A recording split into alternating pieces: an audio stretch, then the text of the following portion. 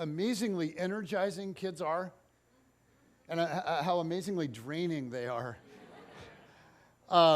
Kids just sometimes kids just exude this unbridled emotion. Kids, sometimes they're just open books. They unashamedly let you know exactly how they're feeling. And I had the second grade class, so kids transitioning from first to second grade. And there was just, at times there was so much emotion. I had one little girl, and you know how some little kids are just over the top expressive. Everything is just their eyes and their whole face.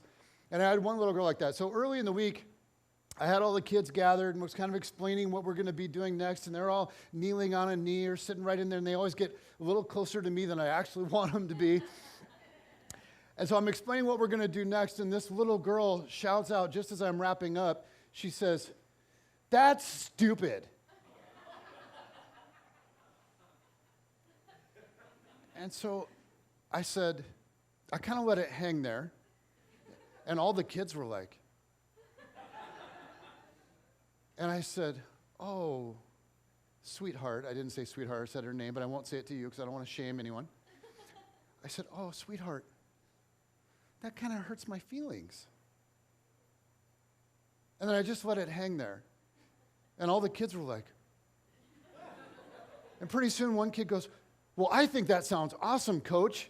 And another kid's like, "Oh yeah, this is going to be great." And the kids pretty soon, they're all like, "Oh, this is going to be awesome." And then I look back at that girl and she's like, I was like, "Well, I don't know what to do for you. You were the mean one."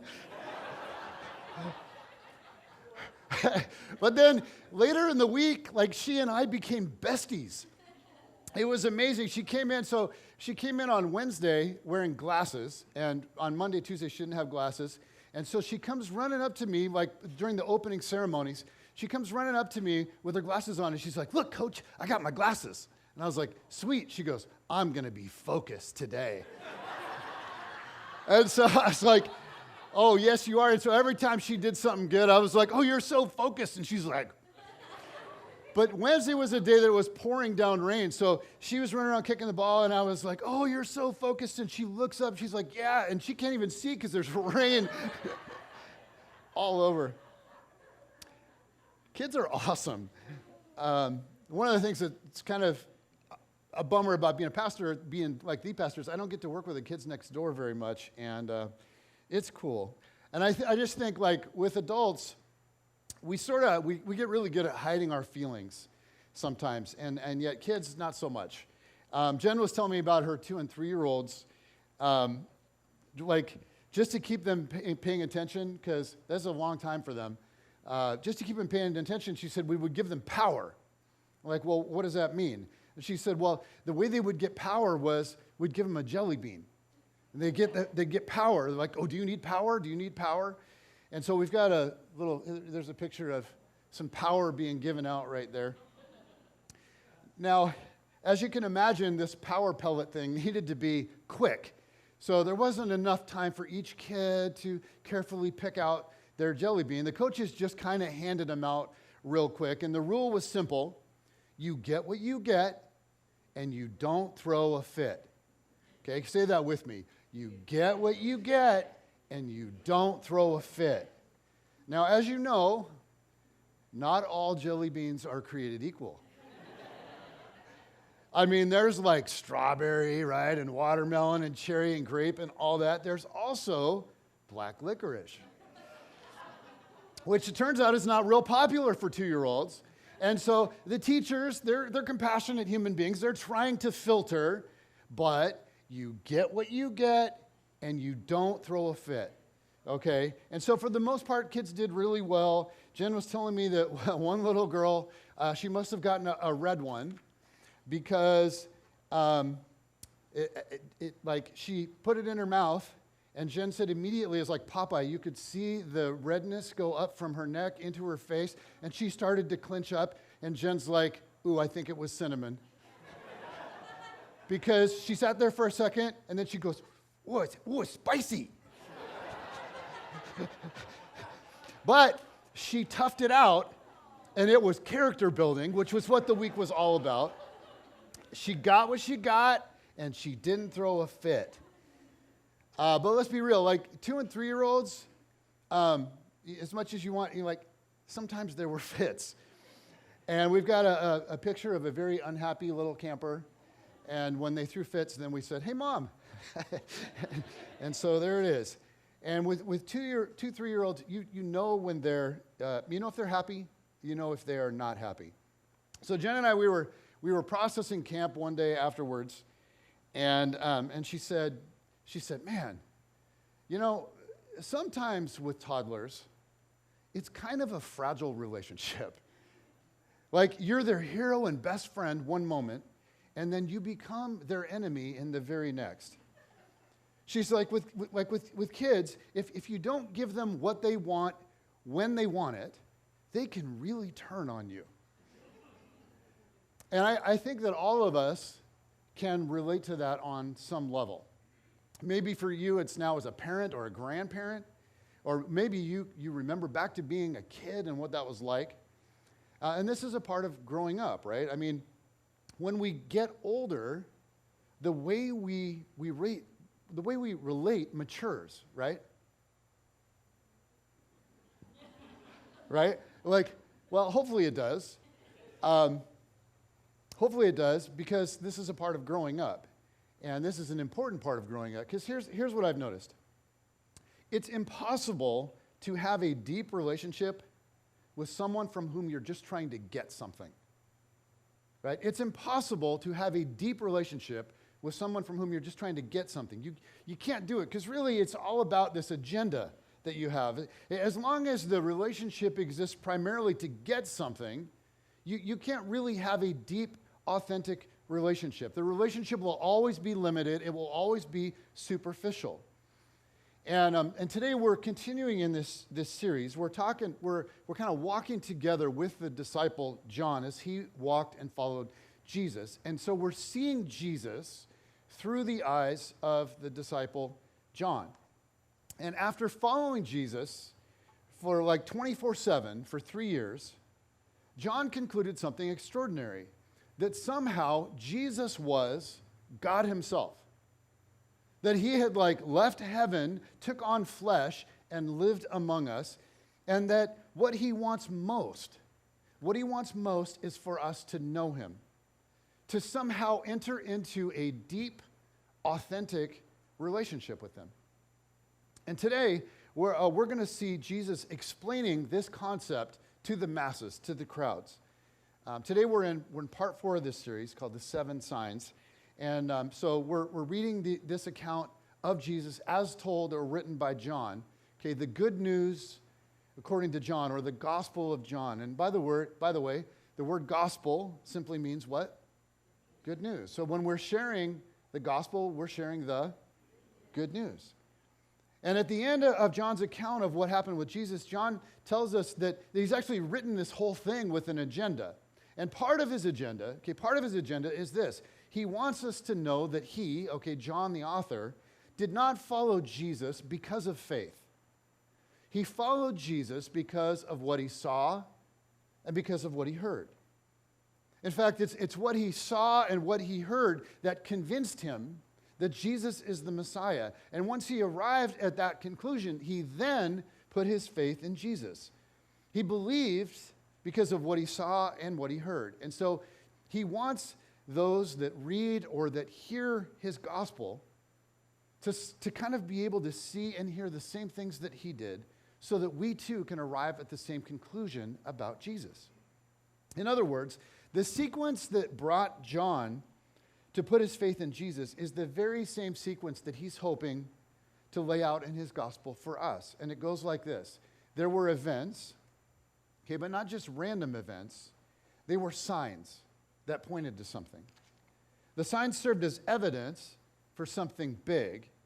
And then because of that evidence, John would say, I came to believe that Jesus is the Messiah, and I placed my trust in him. So the Gospel of John isn't just random events or random teachings. John organizes his entire account of Jesus around 7 signs. The whole narrative flows out of these 7 signs. So we're walking through these one by one, week by week together. But here's something that we saw in the very first week of this series. It's not by accident that John uses the term sign instead of miracle. Now, John wants us to understand that the supernatural acts of Jesus, like the healings and the feeding the crowds and all that, they weren't just like random acts of kindness, and they weren't just Jesus like showing off. They were signs that pointed to something. And specifically, they pointed to Jesus' identity. John doesn't just want us to be enamored with the miraculous. He wants us to be enamored with the one that the miraculous points towards.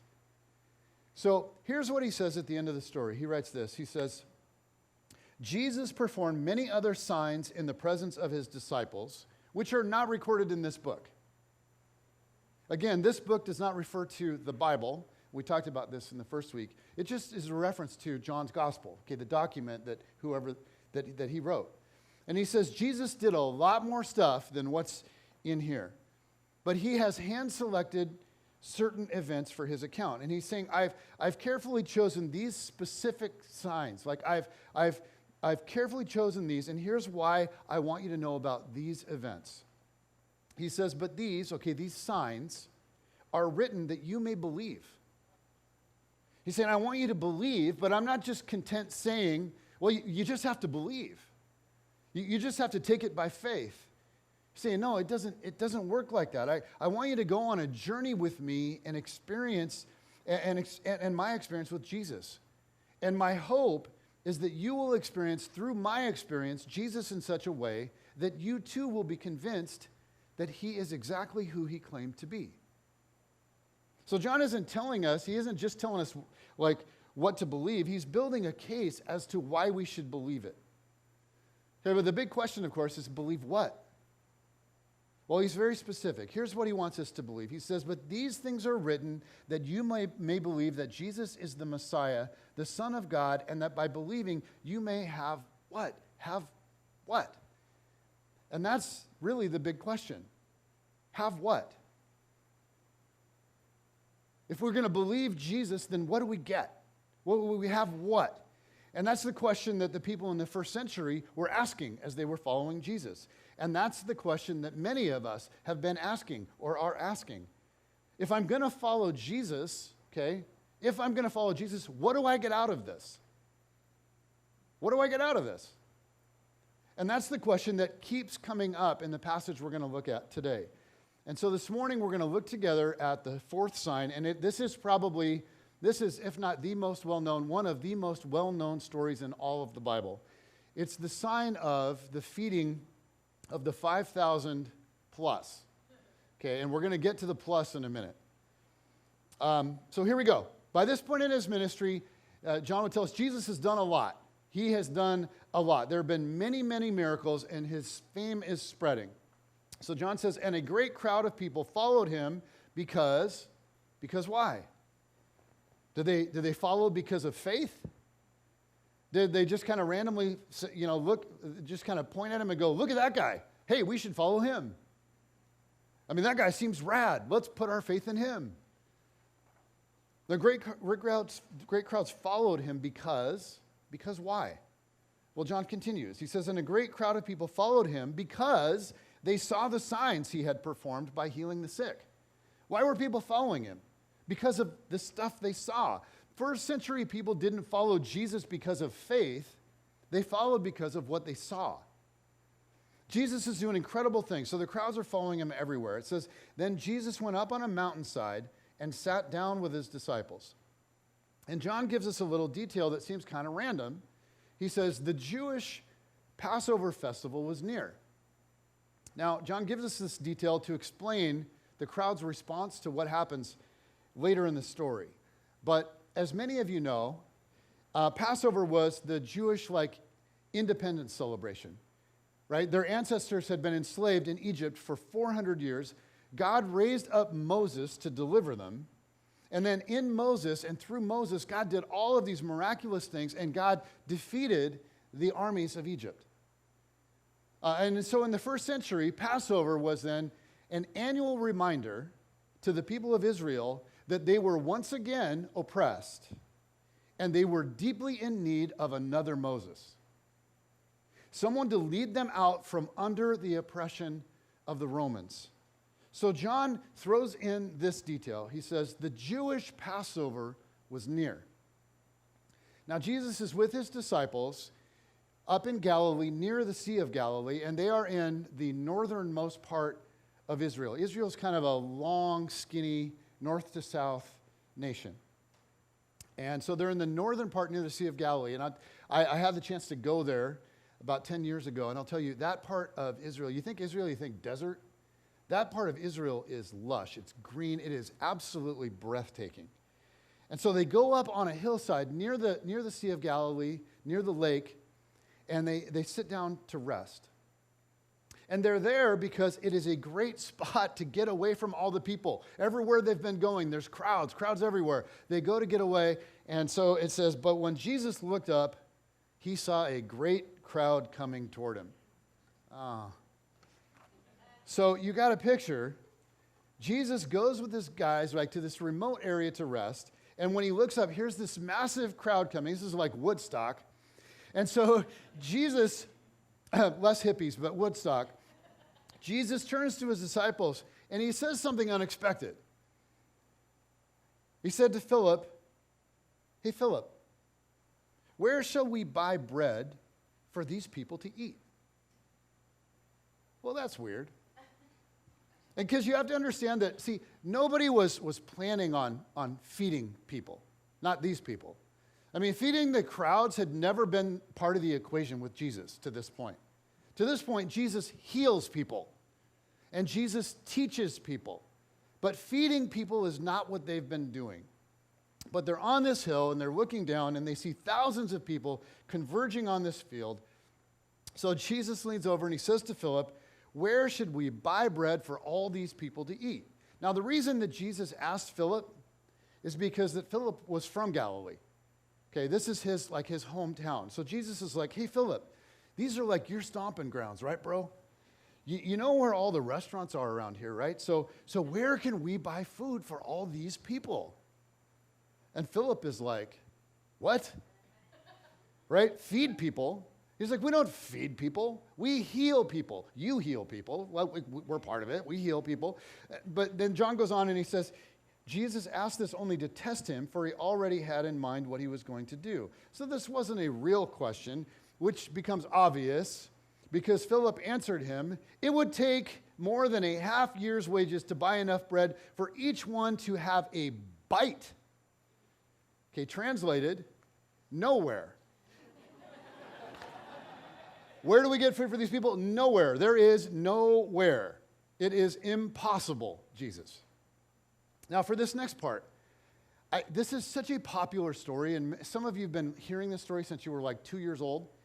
So it's helpful to kind of try to enter into what's happening. Because like, if you grew up in church, you've probably seen the flannel graph version of this, or you've seen the cartoon version, right? Or you've seen the storybook version.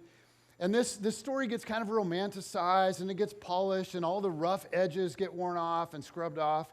And what happens is you can miss the banter that's going on here, and you can miss all the sarcasm that's happening in this moment. Because the disciples have to be like, what in the world? Feed these people. So John says, another of his disciples, Andrew, Simon Peter's brother, spoke up. Well, here is a boy with 5 small barley loaves and 2 small fish, but how far will they go among so many? And Andrew's like, hey, kid, let me see your lunch. And the kid's like, right? And he's like, come on, kid, come meet Jesus. You've been wanting to meet Jesus. Come, this is your time. This is your moment. Come on, kid. He's like, hey, Jesus, I have a sack lunch right here, but how far will it go? Ha, ha, ha, ha, ha. And then to their shock, Jesus plays along with Andrew. And this is awesome. Jesus said, well, have the people sit down. There was plenty of grass in that place, and they sat down, and it says about 5,000 men were there. Now, why does Jesus just mention the men? Does he not count the women because women don't count? I don't think that's what's going on. It turns out that 5,000 men was the number of a full Roman legion, okay, a military unit. It was the full number for a Roman military unit. It was a complete legion, 5,000 men. And this, I think, is foreshadowing for what's about to happen later in this story. So there were 5,000 men, but scholars estimate probably somewhere around 20,000 people total. Here they are. They're sitting in this field, right? They've been told to sit. They don't know why. They're like, okay. So they sit. They don't know about the conversation that's happening up on the hill. And so I imagine that Jesus, like, he smiles at this little boy, and then he kind of reaches down and takes the food, and it says, Jesus then took the loaves and gave thanks. Now that seems so spiritual, just, Jesus. But can we, like, not rush past that? Jesus just told all these guys, we're going to feed everyone.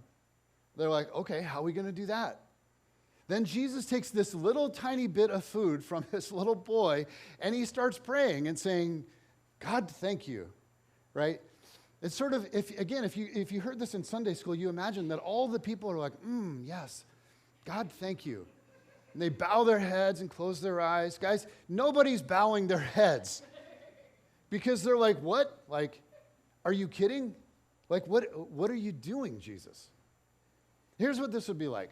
Okay, if I said, hey guys, great news. I know that you're all hungry right now, so right now we're gonna have lunch together. And then I pulled out, like from the hospitality table in the back, I pulled out a little cheese cube and a sliced piece of strawberry. And I said, so this is gonna be our lunch. And I said, let's all pray together and give thanks. If I close my eyes and start praying, you're not like, yes, Lord. Right? You're like, what is happening? What's even going on? And so here's Jesus. He's praying for lunch for the thousands. And it says, Jesus then took the loaves, gave thanks, and then here's where it gets crazy, and distributed to those who were seated as much as they wanted. Well, how did that work? I don't know. He did the same with the fish. When they had all had enough to eat, he said to his disciples, gather the pieces that are left over, let nothing be wasted. So they start passing out food, and somehow they never run out. And pretty soon, everyone starts to realize what's happening. They're like, this is a miracle. This is a sign. Like, this is unbelievable. And everyone eats until they are stuffed, and then they start collecting leftovers. So they gathered them, it says. They gathered them and filled 12 baskets with the pieces of 5 barley loaves left over by those who had eaten. Now, these are Jewish people. This is just before Passover. And they start making some serious connections. They're like, you know what? After Moses led our ancestors to liberation from Egypt, when they traveled through the wilderness to the promised land, God gave them what? Manna. He gave them this bread from heaven. They would wake up every morning and it would be like right there for them every morning, but only enough for one day. Every day there would be just enough for one day. And here is this new prophet, this new guy, and with this guy there's leftovers. And the crowd is starting to wonder, who is this guy? Is this guy greater than Moses? So it says, after the people saw the sign Jesus performed, they began to say, surely this is the prophet who is to come into the world. So there's this momentary wave of recognition about all that's happening. This isn't just a miracle. This is a sign. And for a moment, just for a moment, they shift their focus. And here's why they're able to shift their focus. Because they're not hungry anymore. They aren't thinking with their stomachs anymore. And in this moment of clarity where their immediate need isn't their priority, they shifted their focus to the sign itself, to the one that the sign was pointing toward. And they recognized, they're like, oh man, we've been told our whole lives that someday another prophet is coming. And they're like, surely this is it. Surely this is the guy. This is the one that Isaiah spoke about. This is the one that Daniel spoke about. This must be the Son of Man that Daniel talked about. And for just a moment, they got it. But Jesus knew their clarity on this would be temporary. And Jesus also knew that this was not the right time. So, John says, Jesus, knowing that they intended to come and make him king by force, and this is what all the foreshadowing is about. Suddenly there are 20,000 people looking to Jesus, and among them are 5,000 men, the equivalent to a complete Roman legion.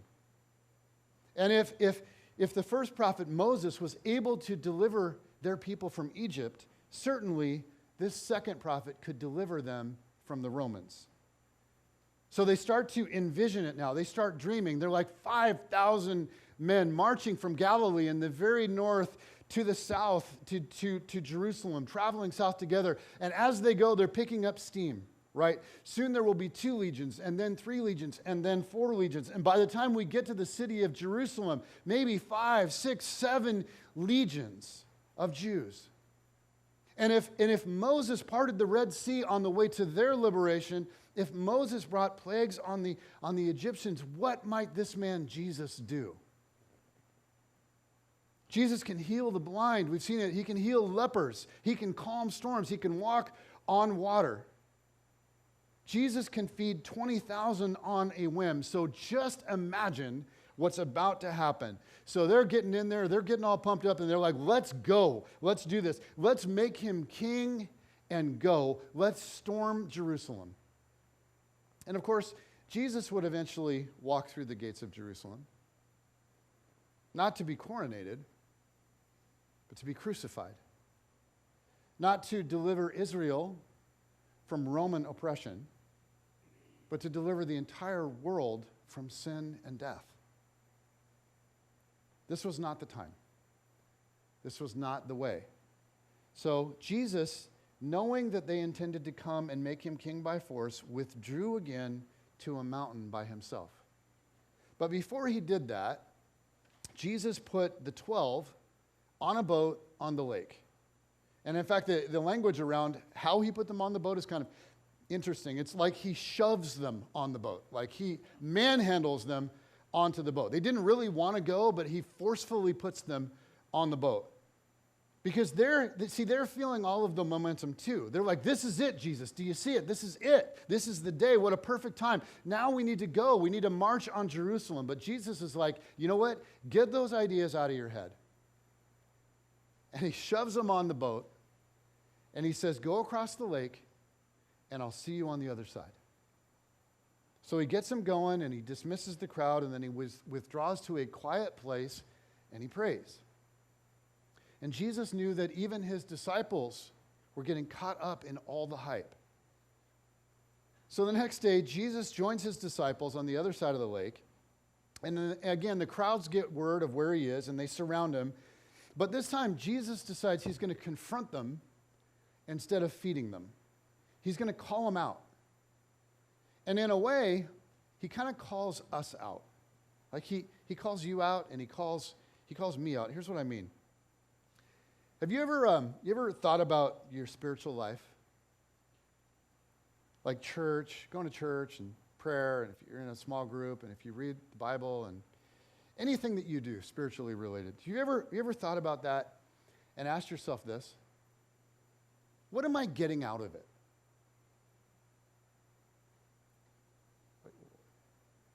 What am I getting out of it?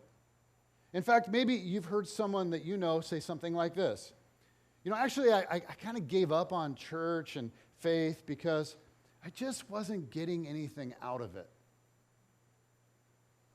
I used to go to church, and I used to serve, and I used to be all involved and everything, and I used to give, and I used to do that stuff, but I stopped after a while because I felt like I just wasn't getting anything out of it.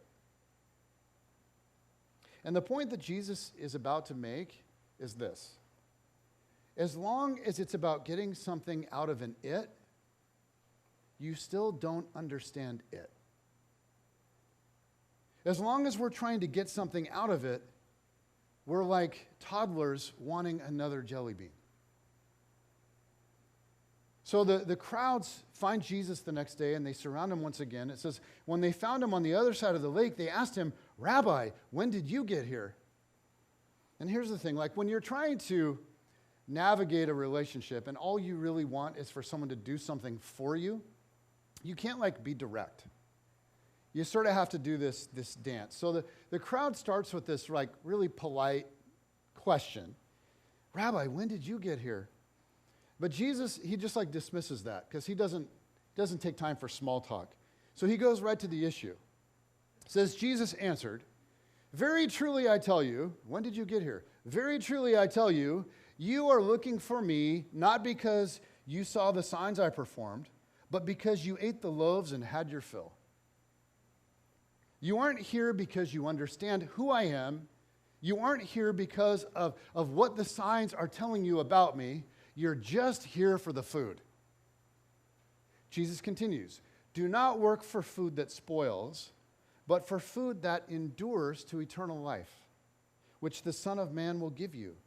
For on him, God the Father has placed his seal of approval. He's like, I want you to see beyond the sign, beyond all the signs. I want you to see what all of this is pointing toward. These signs show that I've been certified by my Father. I'm doing the very works of God right in front of you. And he's like, don't you see? But you want more bread. And you want more fish. That's great, but don't you understand that in me there is life? There's life, eternal life. In me, God is offering to you abundant life that starts right now and eternal life that will last forever. And all you can think about is lunch. Now, in light of what they've already seen, what they say next is kind of ridiculous when you think about it. It says, so they asked him, what sign then will you give that we may see it and believe you? What will you do? Now, just the day before, they saw the extraordinary, but this is human nature, isn't it? It's human nature. Like, in spite of what God has already shown them, they want another sign. And when we read it in this story, we look at it and we go, they're so stupid. It just seems absurd, right? But is this not the same thing that you and I do? Do we not do this? I mean, have you ever thought or said, thought to yourself, or maybe even said out loud, you know what? I would believe in God. I would believe in God if he would, and then you fill in the blank. Because it's your thing. I would believe in God if he would just, see, I got this little idea, and if God would just do my idea, then I would believe for sure. Well, here's a group of people who just experienced something beyond belief, and they're like, well, yeah, that was pretty good. But here's what we really want. How about this one, Jesus? So they say, our ancestors ate the manna in the wilderness. And Jesus is like, seriously? We're back to lunch? All you guys can think about is food. And we do this. We get fixated, right, on the thing that we want right now. We get fixated on what we want God to do for us. And we think, God, well, I'm just not sure I can believe in you. I'm not sure I can really trust that you're real and that all of this is true. I mean, all you need to do, and really, you're God, so this is going to be so simple for you. But really, all you need to do is just do this thing. You just do this one thing that I'm asking you to do, and then I would totally believe in you. Here's this crowd standing on the waterfront in the Sea of Galilee. In front of them is the light of the world, the Son of God, and all they can think about is their appetite. Jesus said to them, very truly I tell you, it is not Moses who has given you the bread from heaven, but it is my Father who gives you the true bread from heaven. And they're like, what? He says, for the bread of God is the bread that comes down from heaven and gives life to the world. It's like, don't you understand? I'm offering you life. Never-ending life. Sir, they said, always give us this bread. And at this point, it's just getting absurd, right? So Jesus, he just spells it out. It says, then Jesus declared, I am the bread of life. Whoever comes to me will never go hungry, and whoever believes in me will never be thirsty. He's like, you need to follow me. You need to have a relationship with me. You need to know me. And if you will do that, I will fill you with life. I will flood life into you. And it's a kind of life that will never be extinguished. It will never die. But they didn't understand. They wanted more miracles. They wanted more tricks. And when Jesus shut down the magic show, they walked away. And on that day, we're told that huge numbers unfollowed Jesus. They decided, I'm just not getting anything out of it. And they walked away. And that was it for them. And they missed all that Jesus was really doing. They missed out on all that Jesus was trying to give them. And that leads to a really important question for you and me. Are we just in this for the food? Are we just in this for the food? I mean, seriously, why do you do the Christian thing? Why are you in church today? What are you really hoping to get out of it? What is it you really want God to do for you? Because here's a serious question that I think we all need to ask ourselves. What if God doesn't give me the thing I want? What if God doesn't do for me the thing I want? I mean, I made a deal with them, and I told them, if you just do this thing, I'll totally believe in you, and I'll serve you. What if God doesn't do the thing you want? And this is a serious question, because deep down, we all have stuff we want God to do. And to us, now that we're grown up, it doesn't feel at all like it's just a jelly bean. I mean, we're grown-ups, right? We want grown-up stuff. Don't you want some grown-up stuff? Yes, ma'am. I do. I want stuff that I think really matters. And I want stuff that I think God should really want. I mean, he should really want this for me, right? Like, I'll tell you one of the things that I really want. I really want my son to be healed.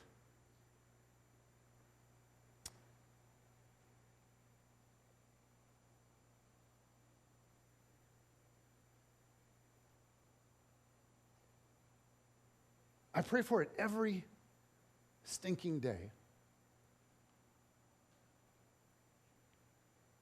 God, would you heal Cameron?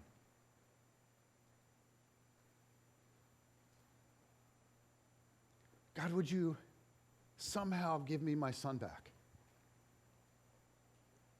And you know what? Not only do I want God to heal him, I have a way that I want God to do that.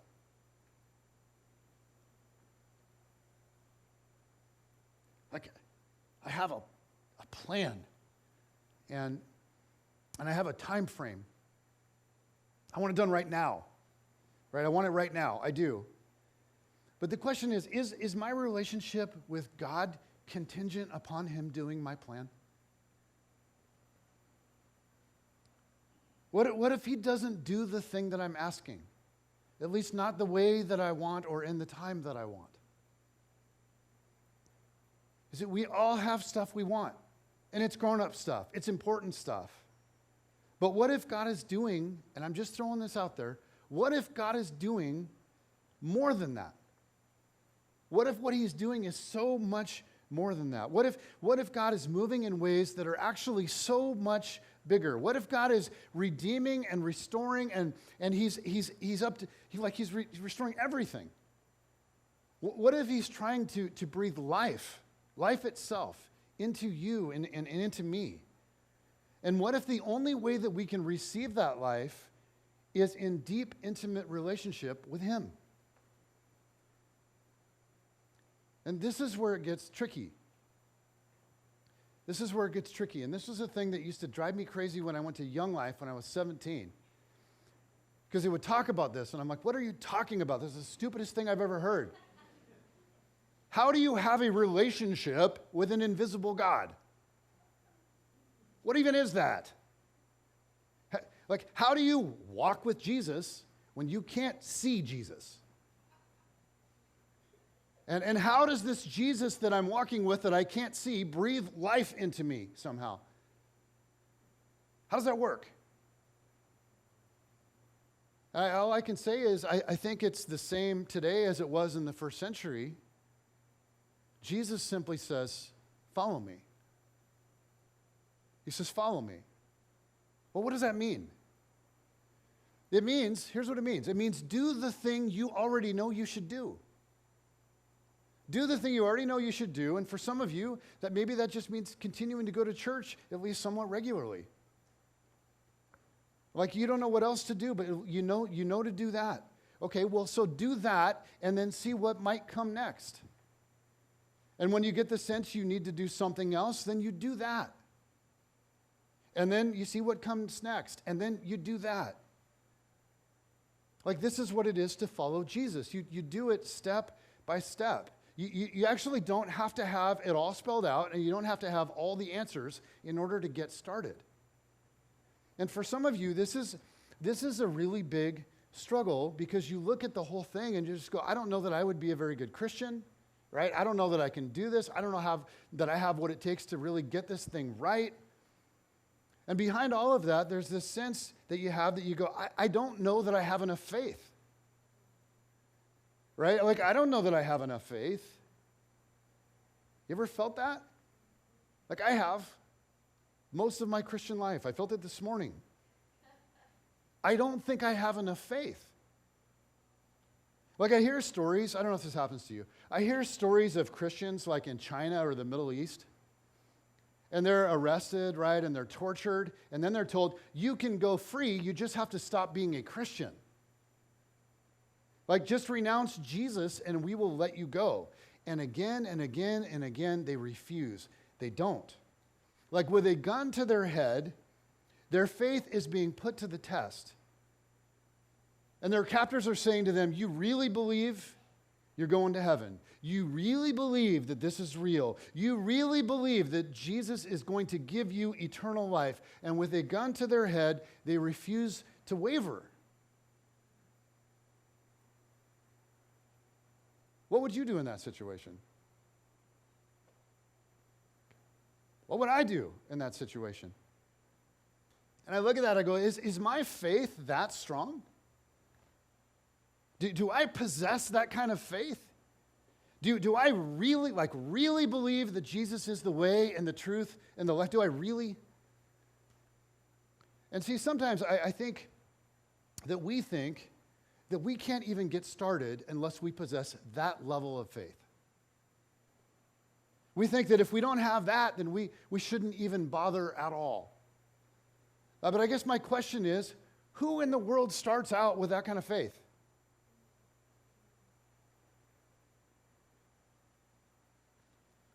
I mean, John didn't.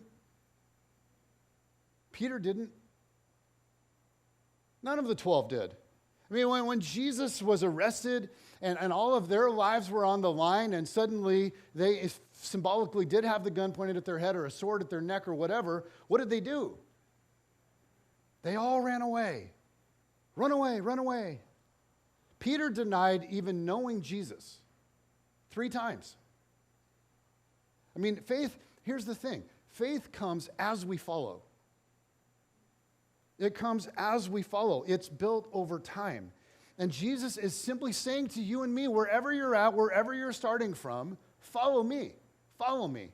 Jesus is, I've been following Jesus now for 26 years. And hopefully you'll be happy to know, it looks different for me now than it did when I first started. I mean, in some at least elementary ways, my relationship with Jesus has matured. And yet I have so stinking far to go. And so here's what I do. This is the only thing I know to do. My goal is to do the next thing that I know to do. And then when I do that, I'll let Jesus show me the next thing. And this is what I've been doing for 26 years. Because I don't know how else to do it. But here's what I'll tell you. The more that I walk with him, the more alive I become. Because Jesus is doing something in me. And I can't convince you of it, but I will tell you this. I feel it. And inside of me, it's undeniable. He's doing a lot of things around me too. I'm not saying I don't see anything happening around me. He's doing a lot around me, and I could go like on and on and on about the stuff I've seen around me. But what he is doing inside of me is undeniable. He is breathing life into me. And I can feel myself coming alive in fresh and new ways. And it's kind of like what John wrote 2,000 years ago has become true in me.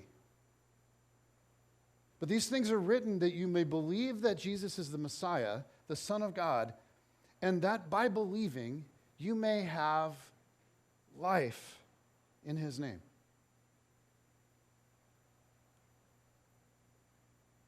I just want to close with this question. What if Jesus is trying to give you something way, way, way bigger than the thing that you're wanting from him right now?